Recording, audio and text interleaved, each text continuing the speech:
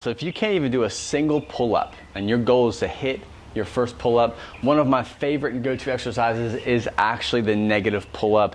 I'm going to show them to you here so you can use them, A, if you're trying to get your first pull-up, but B, if you're trying to find a safer, more comfortable alternative to the actual body weight pull-up.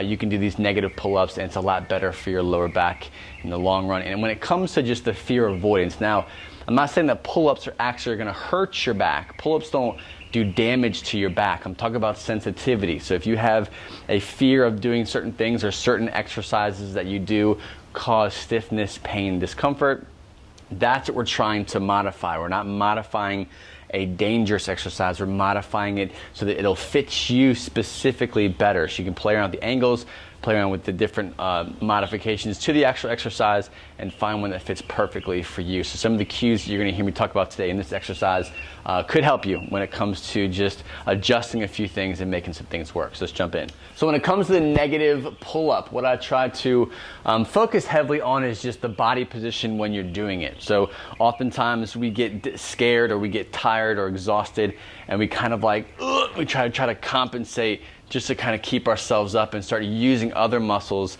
other than the ones that we should be using, which are, and when in case of pull-ups, your lats and your upper and your mid-back, all that. So when it comes to this, number one is have something to step up on. You don't see it here, but I have a bench that I can step up on, give myself a little bit more height. The bench helps when you're trying to get into position. Oftentimes you see people without benches, they're kind of jumping up and kind of holding on for dear life or hoping that they get into a good position before they start.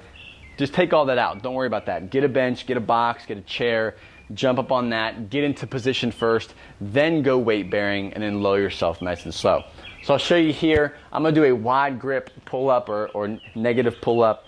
So getting into position, what I'll do is I'll get myself, my shoulder blades back and down. So I'm trying to put them in my back pocket. So I'm not gonna hang. I don't want them just kind of loosey-goosey. I want my shoulder blades back and down. When I go up, I'm actually gonna bring my legs up just a little bit. So it's gonna help me engage my trunk. What you don't wanna do is get into position, drop your legs, and you go into this overextended position. So if you have a fusion or some kind of surgery site or sensitivity in that area, dropping your legs down and hanging completely is going to put that lower back into extension, which could cause some irritation. I'd like to cue to engage the trunk and have everything a little bit turned up. So your hip flexors are on, your trunk is on, and you can focus on lowering yourself nice and slow. So try to get into a good position before you let go. Shoulder blades are back and down. I'll go weight bearing.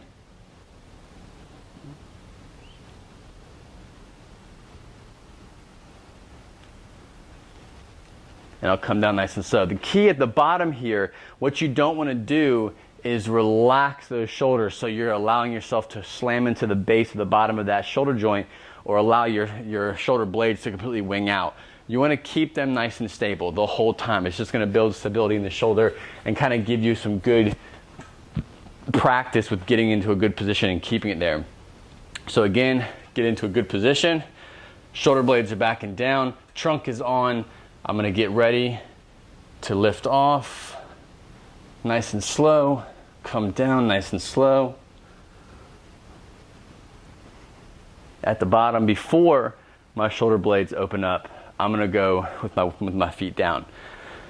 So some cues here to remember is get into a position first before you start lowering yourself, okay? 2 is have your legs, both legs up just a little bit. When you're coming down, that will help you to engage that trunk and not be in this overextended position trying to come down. 3, go slow. I can't stress that enough when it comes to exercises like the negative pull-up. You really want to make sure you're firing the right muscles and you're engaging the right muscles that you're trying to hit. You're not trying to do any kind of compensations or get really, really tired. And now your biceps are kind of helping you hold on and you start bringing your elbows in to hold yourself up. It's not about maximal effort. You want to do clean, crisp, nice lowers all the way to the base.